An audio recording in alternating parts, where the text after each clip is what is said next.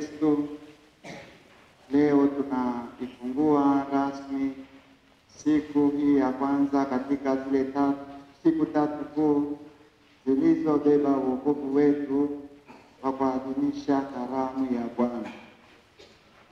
Katika karamu hii ya Bwana ndipo Bwana wetu Yesu Kristo alisimika Ekaristi Takatifu. Maana yake nini? Alipenda ile sadaka yake ya Kalvari, yaani mateso ya msalaba, kifo pamoja na ufufuko ibaki daima katika kanisa,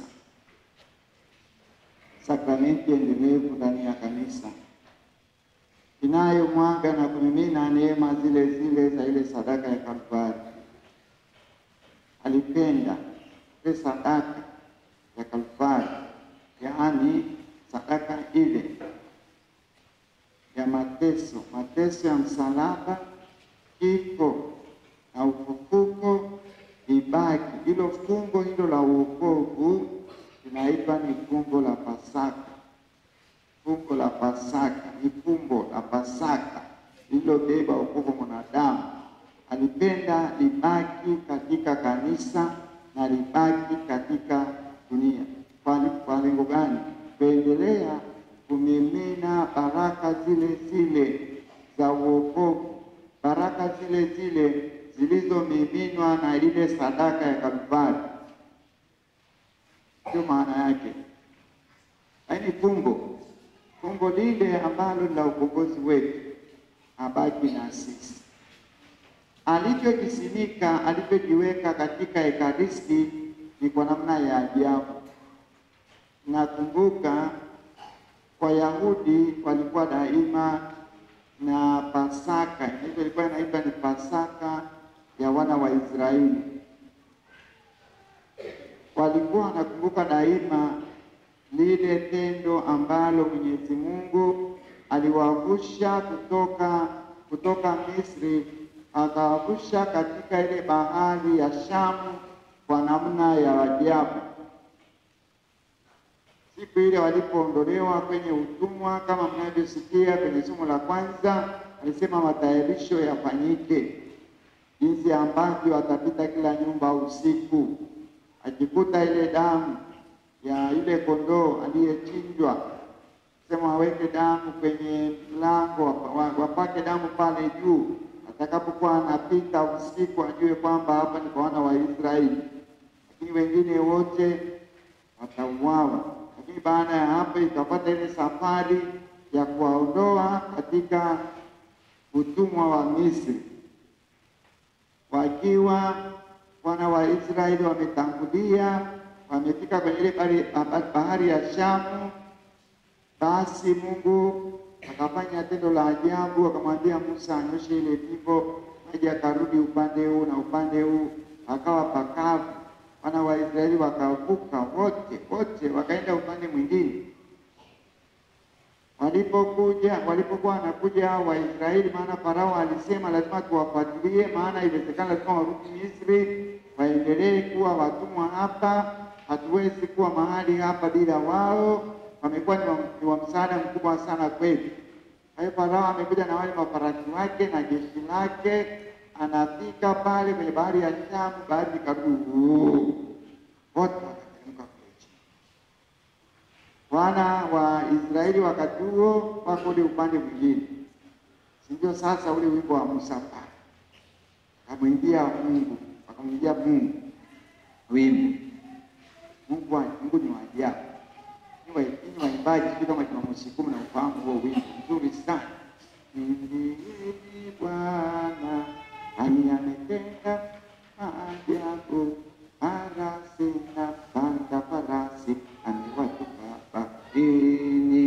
Ni wana wa Israeli sasa wako ule upande mwingine, wanaona lile tendo ambalo Mungu amelitenda. Wao wamepita, bahari likavushwa, wakatembea kwa miguu.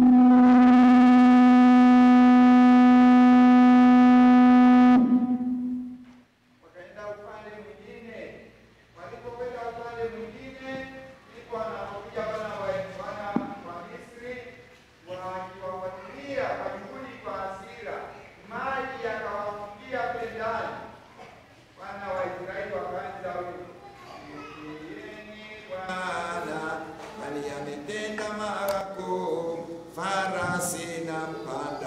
farasi amewatupa baharini. Na ufahamu hamna habari.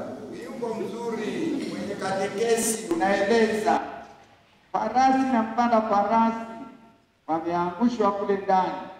Sasa tangu siku hiyo, siku ile walipokuwa wanakumbuka hilo tukio lilipotokea, ilikuwa ndio Pasaka yao. Pasaka maana yake ni neno la Kigiriki kupita, kuvuka kwenda kule. Tunaposema Pasaka maana yake tunavuka kwenye maisha ya zamani, tunapenda maisha mapya. Bali anapobatiza msingi akipaswa kuteremsha kule kwenye anateremsha wale watoto wanaobatizwa usiku kwenye maji kisima, alafu anawateremsha ndani, wanaingia kwenye wanakuwa pamoja na wanateremsha, wanaacha uchafu wote.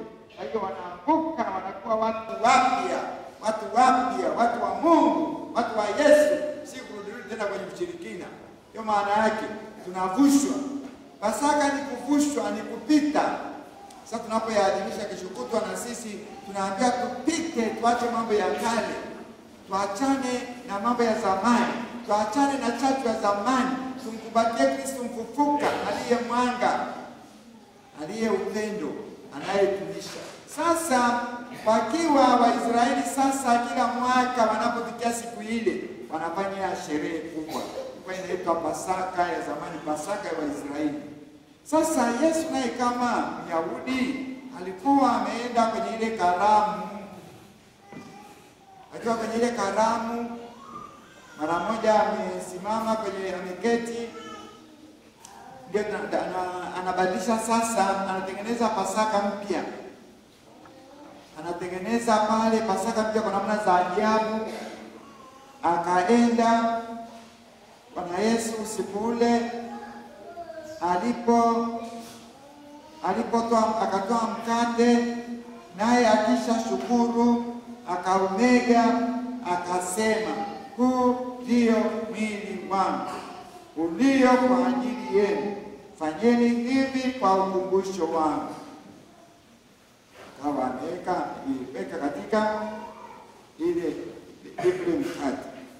Baada ya kula akakitoa kikombe, akasema, kikombe hiki ni agano jipya katika damu yangu, fanyeni hivi kila mnywapo kwa ukumbusho wangu.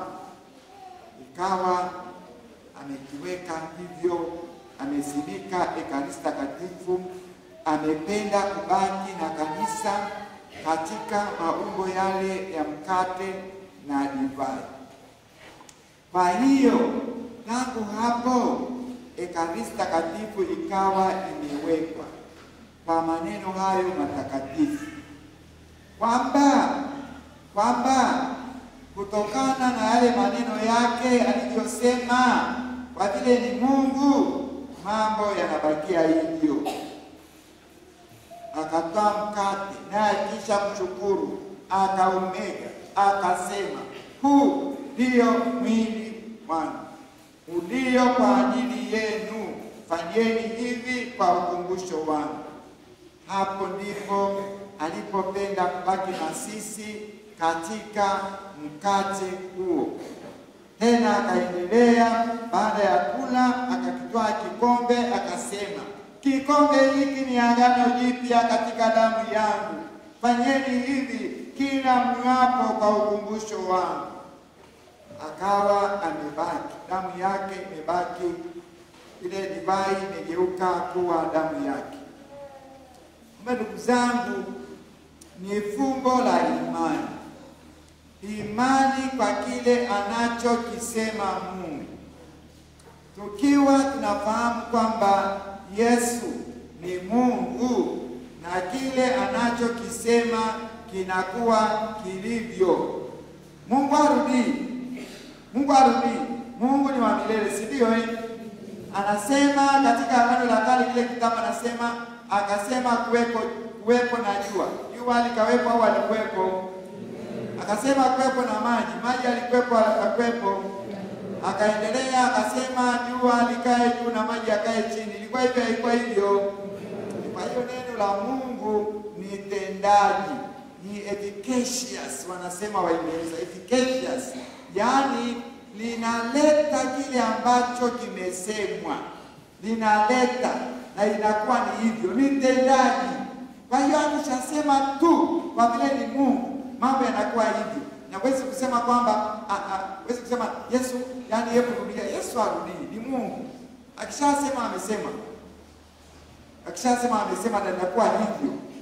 Ni wa milele. Ndio maana ya umilele. Maana akisema, sisi tunasema wewe mjinga wewe. Kama nasema nimekudanganya wewe, sio mjinga, wewe mjanja sana. Huwezi kurudia. Ukishasema mjinga ni mjinga. Huwezi kurudia useme, yaani Mungu akisema wewe, mbona macho yako yako kama hivyo? Naangalia, yaani macho yako mekundu kama ya simba. Mungu, wewe macho yako kama malaika, alikuwa anakudanganya. Huwezi kubadilisha, Mungu habadilishi. Yaani ndio analosema linakuwa na linakamata kwa milele. Huu ndio mwili wangu, kwisha. Hii ndio damu yangu, kwisha.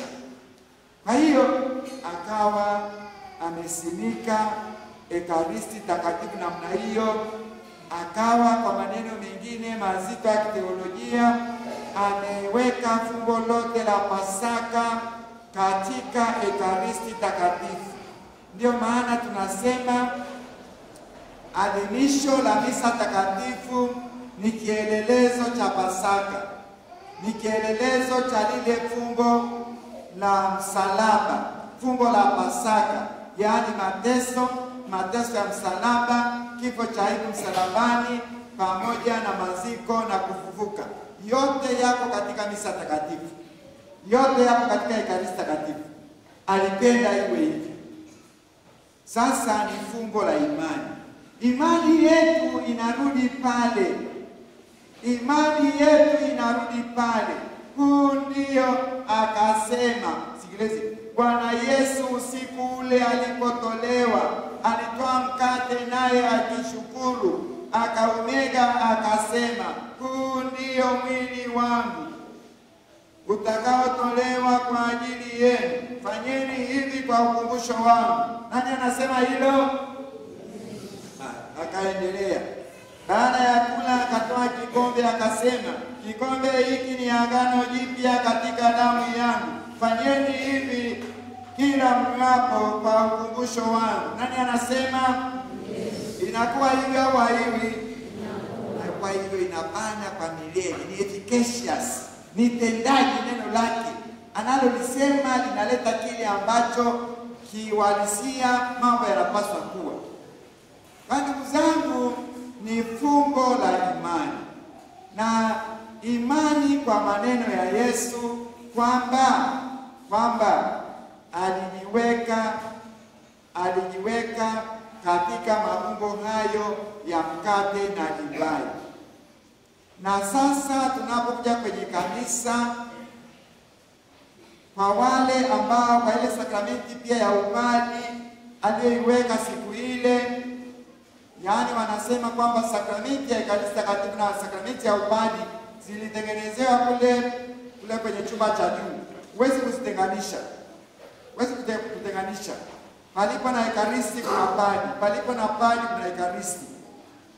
Kwa hiyo hawa wahudumu waliowatengenezea kule kwenye kile chumba cha juu, wanaporudia maneno yale kwa ule uwezo aliyowapa mitume wake, mitume wakaambukizia mapadri, wanaposema maneno yale, huu ndio mwili wangu, wanasema kwa kinywa cha Yesu. Pale wanakuwa wanasema kwa kinywa cha Yesu, maana tunafundishwa kwamba padri ni Kristo mwingine, Antikristus, ni Antikristus, kwa sababu yeye anaposema maneno yale ya Yesu, Ekaristi takatifu inakuja altareni. Yaani anaposema huu ndio mwili wangu, mkate ule unageuka kwa ni mkate wa kawaida, unakuwa ni mwili wa Yesu. Na anapochukua kile kikombe anasema, kikombe hiki ni agano jipya katika damu yangu. Fanyeni hivi kila mnywapo kwa ukumbusho wangu. Inakuwa ni damu ya Yesu. Kwa hiyo fumbo lile la Ekaristi takatifu lililowekwa siku ya Alhamisi Kuu tunalo mpaka leo katika kanisa, tunalo mpaka leo, na leo tutaliadhimisha.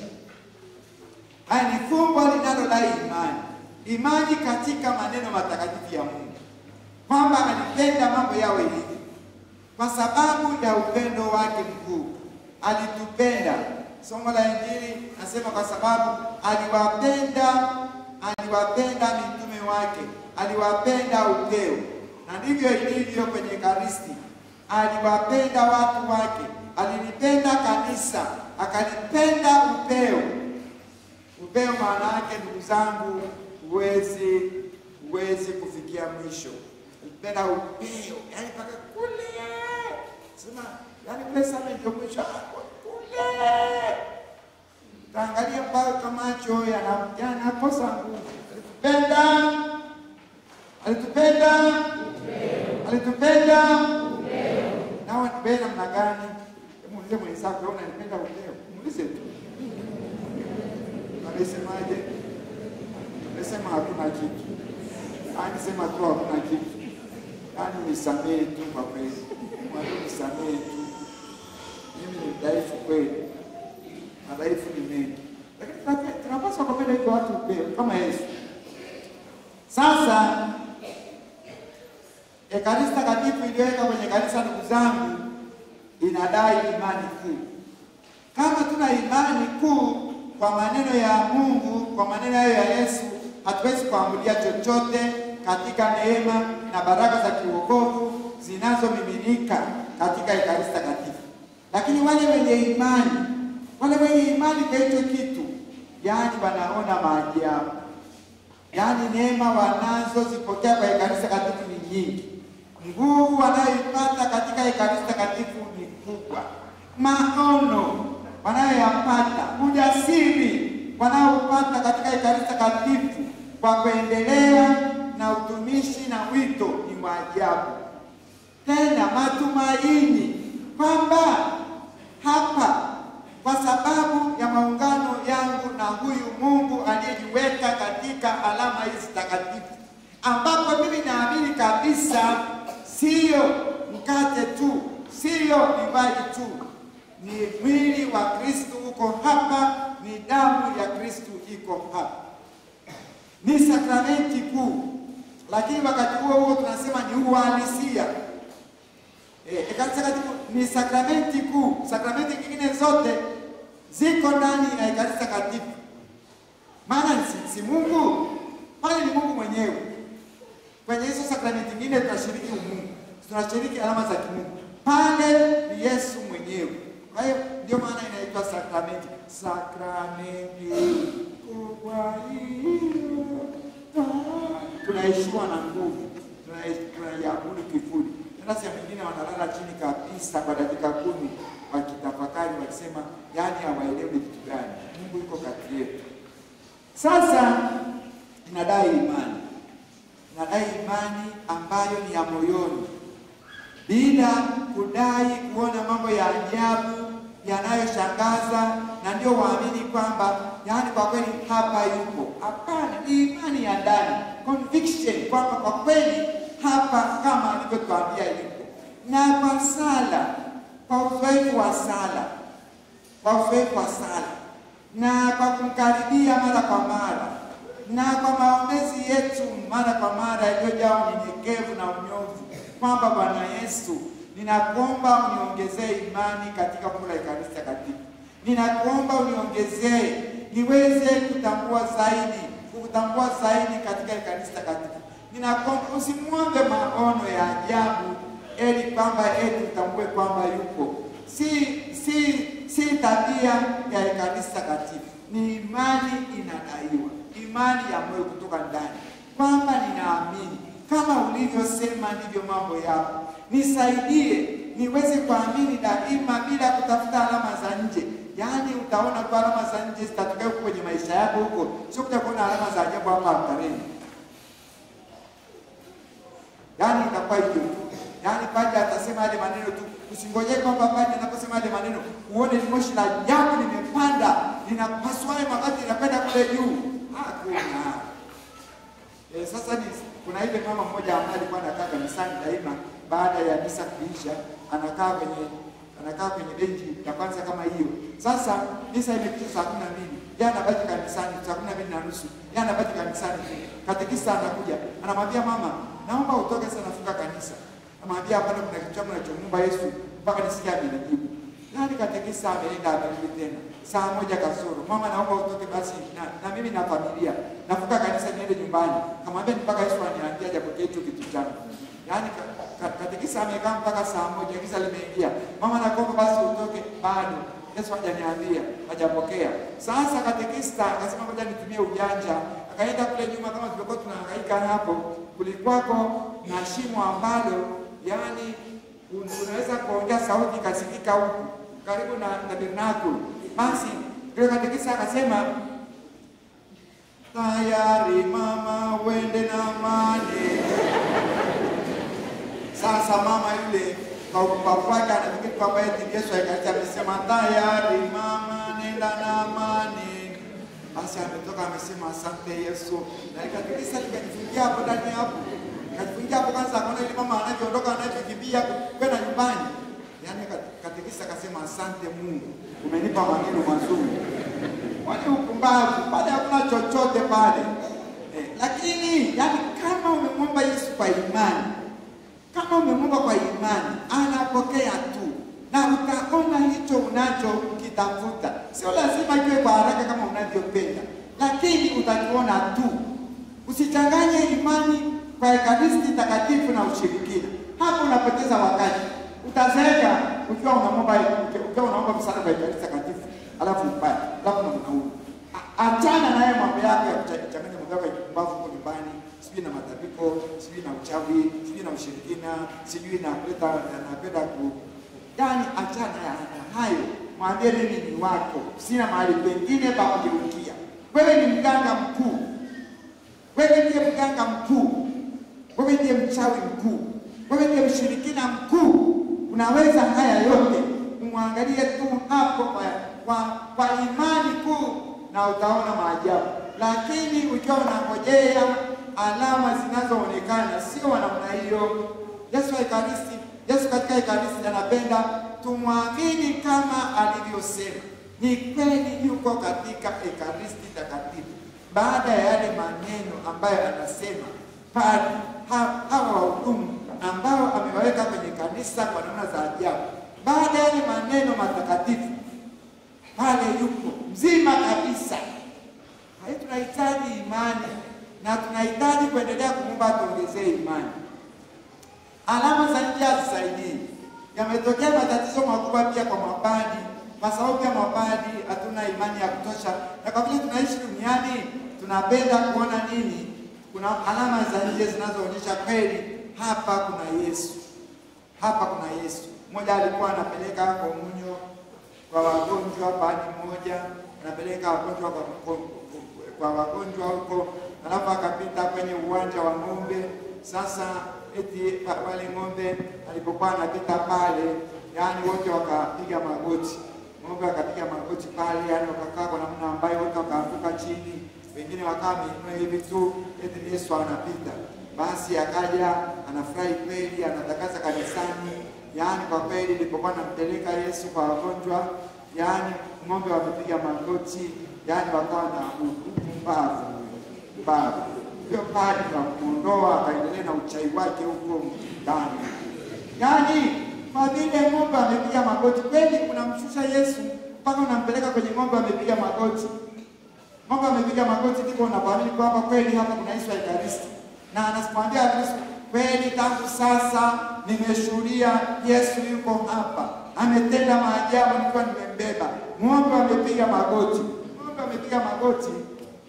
Kuna nani kwenye kila misa takatifu malaika wanateremka, wanaabudu hapa. Na mama Bikira Maria anateremka, maana hii ni mpango ya Ekaristi daima. Wako hapa magotini. Kwa mnawaona? Kama hamna macho ya imani ya Kristo. Lakini wanateremka kama vile mama Bikira Maria alikuwa mpambe kwenye ile karamu ya kwanza, ndivyo mpaka leo. Ni mpambe. Kila mahali ambapo mwanae anapoadhimishwa ni mpambe. Malaika hawezi kuacha hilo fumbo. Ni fumbo kuu. Kama mnaona kila kwenye tabernakulo tumeweka malaika upande huu na upande huu, alama kwamba wana maabudu usiku na mchana. Sasa wewe unaona ng'ombe tu, yaani unaona ng'ombe tu ndio unaamini, hata hujamwona mama Bikira Maria, hujaona malaika. Huo ni upumbavu. Hatuwezi kufanya hivyo. Ni lazima tuamini katika maneno ya Mungu, maneno ya Mungu tuamini. Na ndugu zangu, si kitu rahisi, ni kitu kinachohitaji malezi, malezi katika imani, kukua katika imani ya uwepo kwa mafumbo matakatifu ndani ya kanisa Katoliki. Jambo linalotusumbua na uchawi wetu ulioko huku, mimi sio mchawi, sema uchawi wenu pamoja na ushirikina wenu ulioko huku vijijini, ulioko huku mtaani, ni shida, ni ukosefu wa imani kwa Mungu. Kweli ni ukosefu wa imani kamili kwa Mungu. Tuna double faith, tuna imani mbili. Sisi tumekosa nini tu katika kanisa Katoliki? Kwa hiyo ni imani inayohitaji malezi. Tunahitaji kukua katika imani yetu kwa mafumbo matakatifu tulio nayo katika kanisa Katoliki. Ni kweli yapo hivyo, na yanamimina neema za Mungu, yanamimina baraka za Mungu za mbingu kwenye Ekaristi Takatifu. Ni Yesu yule aliyezaliwa na mama Bikira Maria, ni yule aliyeishi kati ya watu, ni yule aliyeteswa mateso ya msalaba, ni yule aliyekufa juu ya msalaba, ni yule aliyezikwa na kufufuka, ndiye yuko altareni, ndiye yuko kwenye tabernakulo. Na kushukuru sana baba paroko. Tabernakulo hiyo inaonyesha kweli ni uzuri wa Mungu, anakaa ndani yake. Ni uzuri kwamba ni nzuri hivi kwamba ni mahali patakatifu sana anapohifadhiwa Mungu na takasa. Sasa ni lazima tukue katika malezi hayo ya imani. Tusikate tamaa, tuendelee, lakini kweli hakuna kitu kinachomchukiza Mungu kama kuchanganya imani kwake na imani kwa miungu mingine, imani kwa sanamu, imani kwa waganga wa huko mtaani. Tuwe na mganga mmoja tu. Kwa ndugu zangu, ni waombe na mfahamu, hakuna kanisa ambalo limepewa zawadi kubwa kama kanisa Katoliki. Ni kanisa Katoliki tu katika ulimwengu mzima lina Mungu ambaye anaishi ndani yake, anaishi na watu. Mnajua nini? Kwa mfano nyinyi watu wa hapa Kirua, hapa Uparo, mnaishi na Mungu. Mnajua mnaishi na Mungu, mnaishi na Mungu kwenye kijiji chenu hiki, na makao yake makuu ni hapa. Mna habari? Ni jambo kuu kabisa katika msingi wa imani. Ni jambo kubwa kabisa, ni zawadi kuu, zawadi ya heshima, zawadi ambayo mnapaswa kuona fahari sana, to be proud of. Yani kwa na majivuno matakatifu kwamba sisi katika mazingira yetu haya tuna Mungu anayeishi kati yetu, tuna Yesu Mungu mzima anaishi kati yetu. Si kwamba ni Yesu wa mbinguni. Yesu wa mbinguni ni yule ambaye yuko katika Ekaristi, yule, lakini katika maumbo hayo ya sakramenti. Lakini katika lugha ya teolojia tunasema yuko hapa kisakramenti, lakini wakati huo yuko kihalisia, ni nafsi.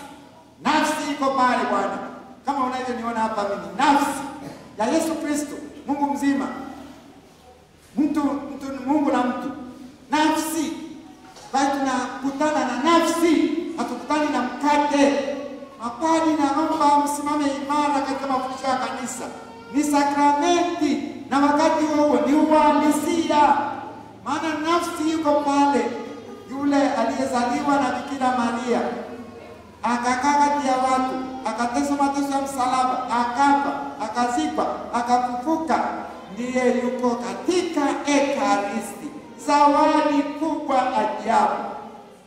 Hakuna tena zawadi kubwa kuliko hiyo angeweza kutupa Mwenyezi Mungu. Haipo kukaa na Mungu. Ukishampata Mungu unahitaji nini zaidi? Ukishampata Mungu unahitaji nini zaidi? Mungu tunaye na dai tu imani, ndugu zangu.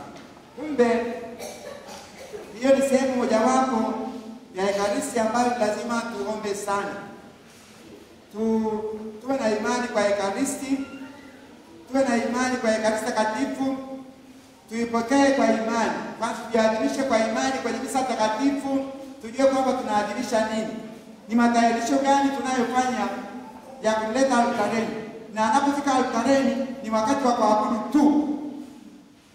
Sasa naona hata siku hizi yani hata watu Yesu amesha kuja altareni wakati wa Ekaristi, wakati wa mageuzi umeshafanyika, lakini watu wanatoka kanisani sasa kupiga magoti, watu wanatoka wanaingia, yani sasa mapadi, makatekista, nyinyi watawa kwanza, mapadi, watawa, makatekista, kamati tendaji, wazazi wa zamani, mnaompenda Yesu, mnaomliona imani, ni lazima msimamie mambo haya. Msione tu watu wanaeleza ujinga huko kwenye kanisani, na nyinyi mnaupokea tu unakuwa ni sehemu ya kanisani. Watu wanaongea kanisani, Mungu yuko pale. Sasa ni heshima gani kweli? Ni heshima gani tu? Kweli Mungu yuko pale. Sasa mnasema ongeeni mkate tu. Sasa ndio tunasema ni sakramenti, na wakati huo ni uhalisia. Nafsi iko pale. Ni yeye mwenyewe alipenda abaki na sisi. Nafsi. Sasa ni lazima kwanza tumaadhimishe kwa imani, tumpokee kwa imani. Tumpokee kwa imani. Tunajua tunapokea nini. Tumpokee kwa imani, kwa mapendo ya hali ya juu. Hakuna tena mahali ambapo tunaweza kuonyesha upendo mkubwa kama pale tunapopokea Ekaristi Takatifu. Kwa uchaji. Maana tunamuita ni mng'ao wa Baba, anang'aa. Kama ni mng'ao wa Baba, ni lazima apokelewe kwenye mioyo ambayo ni safi, ambayo imejaa uchaji, imejaa ibada, imejaa uadilifu, imejaa utakatifu. Lakini pia tumpokee kwa heshima. Kwa heshima mwili wa Kristo. Amina. Yule mwili wa Kristo, amina. Mwili wa Kristo, amina. Yani kwa asili. Na sasa wewe umefika pale, ndio penyewe unafunga harusi pale, mnakuwa kitu kimoja. Yani unaunganika na Mungu wewe. Yani kiumbe kinaunganika na mbingu, kinaunganika na umilele. Pale ndio penyewe mwili wa Kristo. Amina. Yani kwa heshima, kwa uchaji. Hasa mwingine mwili wa Kristo unaangalia kule. Mpaka nakwambia angalia huko. Haya, mwili wa Kristo wakati mwingine yani kupokea mkono mwili wa Kristo umechora hapa kumaandikwa simu hapa wewe. Yani hapa kumaandikwa simu karibu 6. Nimweke Yesu pale. Mimi nakataa. Kwambia fungua mdomo. Fungua mdomo. Kama unataka kufungua mdomo tafadhali nenda. Sisi tumewekwa tusimamie na kutunza Ekaristi Takatifu. Tutunze mafumbo matakatifu ndani ya kanisa. Ondoka. Kabisa, na nyuma bali msimame imara. Msimame imara na haya mafumbo ambayo tumewekwa tuyaadhimishe, tuyagawe, tuyalinde na kusimamia. Ni sisi maaskofu na mapadri tumewekwa. Kwa hiyo ni lazima kupokea Ekaristi Takatifu kwa heshima. Kweli umeandika hapa simu namba za simu za watu wako watano. Alafu mimi kweli niweke mwili wa Kristo hapo? Siweki. Kwanza nikuheshimu sana kuambia dada mpendwa, fungua mdomo. Tafadhali fungua mdomo. Kama unaona tutaondoka. Hiyo ana tumeweka kama wasimamizi, walinzi. Tumeweka kama walinzi. Sisi tunayaadhimisha, tunayagawa na tunayasimamia kikamilifu. Sasa hiyo ni muhimu. Wakati mwingine tumekuta hapa amemchora mchumba wake. Maandika my dearest Joy. Maana niweke kanisa katika Joy mimi. My dearest Joy, mpendwa wangu Waridi. Niweke siku ni Waridi. Yesu wewe. Sasa ukosefu wa heshima umetokea huko. Wakati mwingine anakuja kwa kweli, siki mkono ulikuwa wapi? Mapadi, ni vizuri kusema sasa watoto wetu hawa, sasa tunapoadhimishia misa nje. Kwa kweli tusikubali kuwakomunisha katika viganja. Bali kwa ameshika chini huko udongo huko. Wengine wanakuja mikono kweli inadasho kabisa mwili wa Kristo. Kweli weke pale, mweke Mungu pale kwenye ile jasho. Sasa si ndio inafikia tunasema kwamba pamoja na kanisa limetoa ruhusa tukomunishe mdomoni na mkononi, ni afadhali tu tukomunishe mdomoni, ni afadhali tu, kwa sababu sasa kwa kweli ni tunakosa heshima kwa Ekaristi Takatifu, kumweka Yesu nafsi ya Mungu mzima katika viganja ambavyo bado vina majimaji, majasho huko, unamweka tu. Heshima kwa Ekaristi Takatifu. Unapopokea Ekaristi Takatifu umefunga mkono na unarudi umefunga mikono, umembeba Mungu katika ulimi wako, katika mdomo wako, katika nafsi yako, mpaka ufike mahali ulipo unapiga magoti, unamla Yesu kwa heshima na unamkaribisha kwa sala yako ya binafsi. Yesu, karibu kwangu. Yesu, karibu kweli, ufanye makuu ndani yangu. Yesu, leo nimekupokea wewe, nimepokea mbingu, naomba usiniache. Sasa pale unaunganika naye, unakuwa wawili pale, yaani kiumbe kimeunganika na mbingu, kiumbe kimeunganika na umilele. Sasa lazima tuhisi hiyo. Hiyo ni malezi, lazima tuwe na imani, mapendo, uchaji na heshima, lakini matumaini kwamba wewe si mtu wa kawaida, yaani una matumaini ndani yako, katika mambo yako nitashinda tu. Niko na Mungu, niko na Muumba wa mbingu na dunia, niko na Simba wa Yuda, niko na Simba wa Yuda ndani yangu, siwezi kushindwa. Matumaini katika siku ile, katika mambo yako,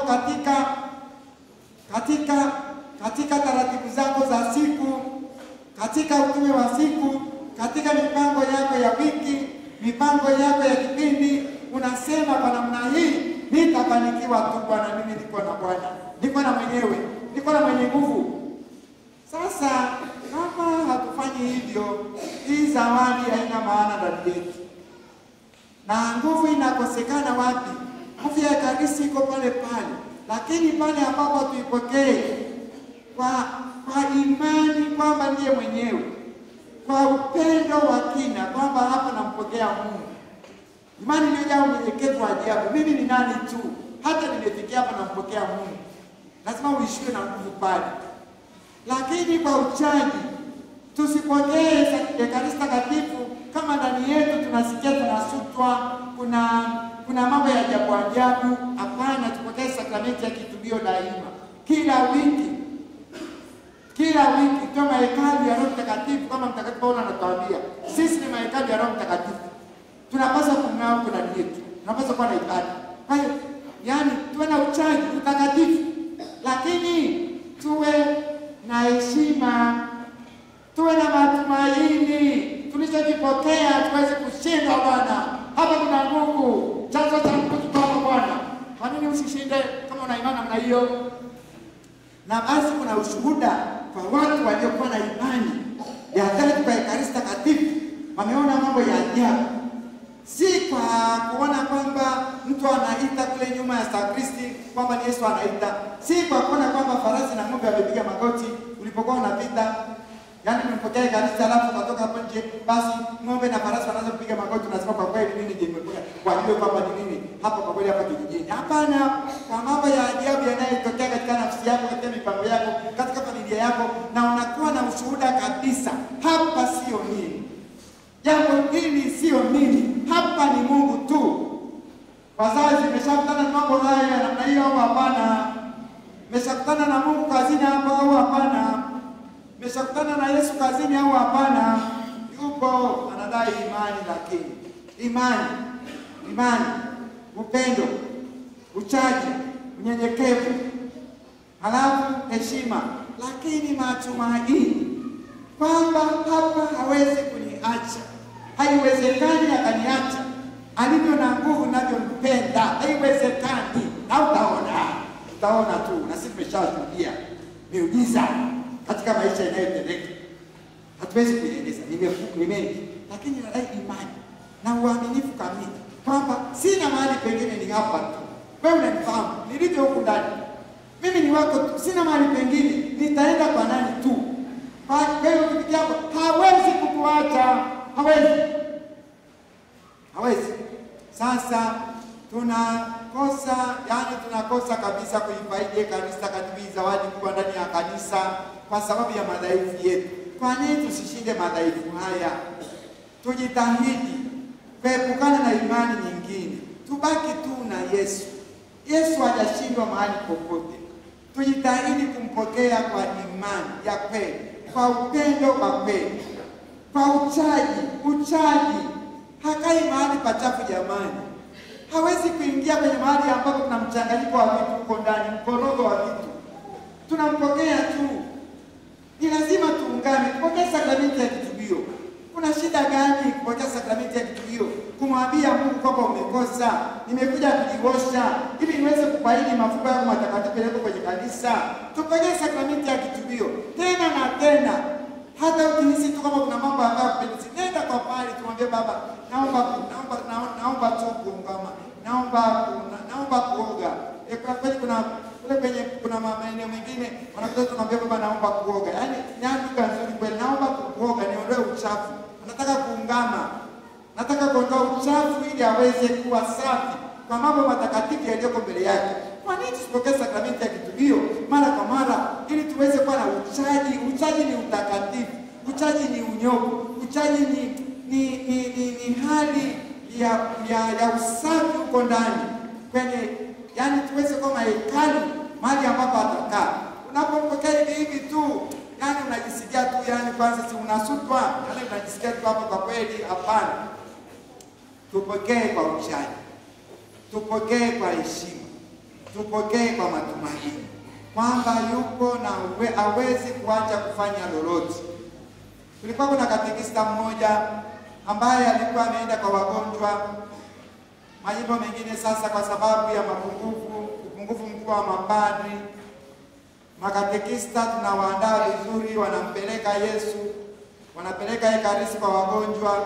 Sasa mara nyingi wanapopeleka hawezi kuchukua kama ameitwa kwa wagonjwa wawili, huwa tunamwambia chukua kama walao 4 au 5, kwa sababu anaweza kufika pale na ni mbali kilomita 15, anaenda kwa baiskeli.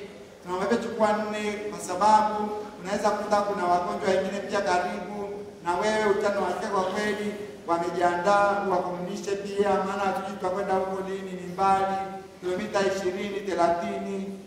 Sasa mmoja akaenda akawakomunisha wawili kama alivyoitwa mwanzoni, nyingine zimebaki. Akaja kwenye maeneo ya saa 1, amepita kwenye klabu ya pombe. Sasa pale kwenye baiskeli yake, ule mfuko umefungwa pale nyuma kwenye kitako cha baiskeli pale, wanaita Yesu Ekaristi Takatifu iko pale, ameiacha pale, akaifungia pale kwenye mfuko tu, amefunga vizuri, akapaki kwa baiskeli yake pale nje, akaenda kwenye pale mahali pa kujiburudisha. Sasa ni maeneo ambayo watu wanamfahamu, na parokia moja unakuta kwamba ina kilomita karibu, kuna kilomita karibu 70, kuna Jigango huku. Ni maeneo ambayo tunamfahamu. Sasa namwambia, sasa baba katekista, wewe uko hapa pale kilomita 15 ufike nyumbani.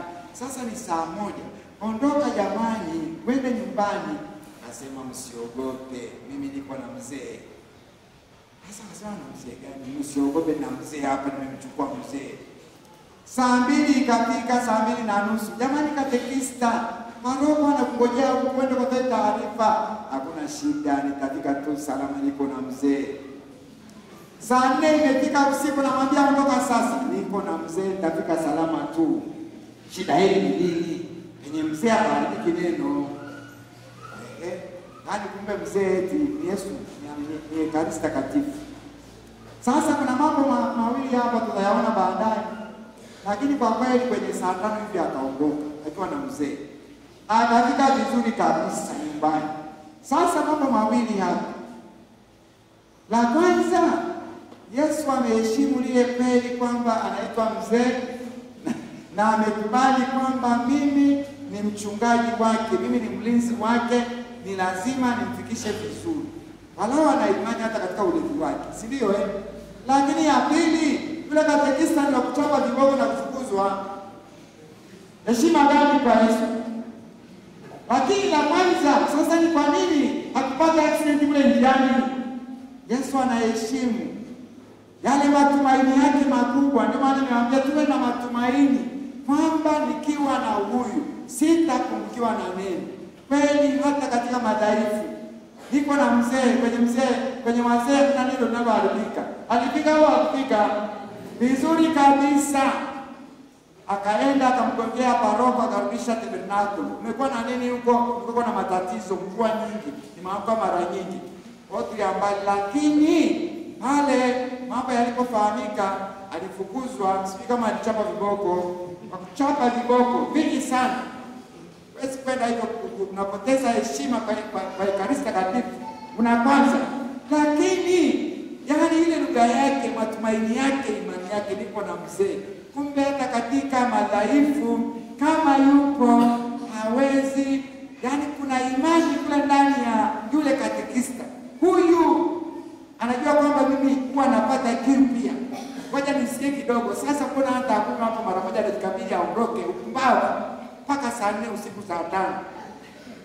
Lakini alifika vizuri kabisa akiwa na mzee. Kamrudisha kwenye nyumba kama hiyo tulibariki leo. Kumbe tuwe na matumaini kwamba ataweza. Tunasema katika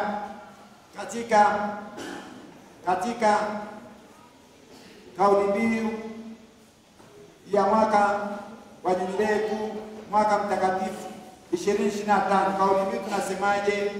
Jubilei Kuu mwaka mtakatifu 2025,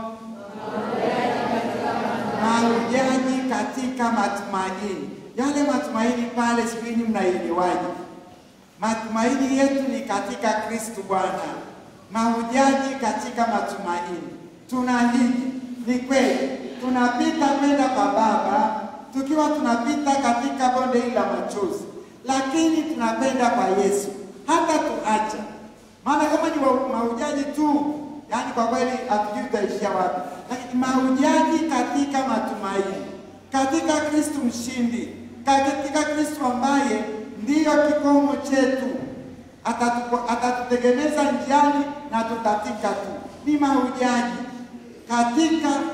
katika matumaini kwa Kristo yule ambaye ameshinda na ashindwi tena. Matumaini, tukikosa matumaini katika safari yetu ya wokovu tumekwisha. Kumbe kwenye Ekaristi Takatifu hizo fadhila tano tuwe nazo: kumpokea kwa imani, kwa mapendo kamili yaliyojaa na unyenyekevu. Mimi ni nani tu nimefika hapa? Mimi kiumbe dhaifu hivi, napokea mbingu, napokea umilele. Mimi ni nani? Lakini kwa uchaji, moyo uliotakata ambao na uchafu. Lakini kwa nini? Kwa heshima. Alafu kwa matumaini.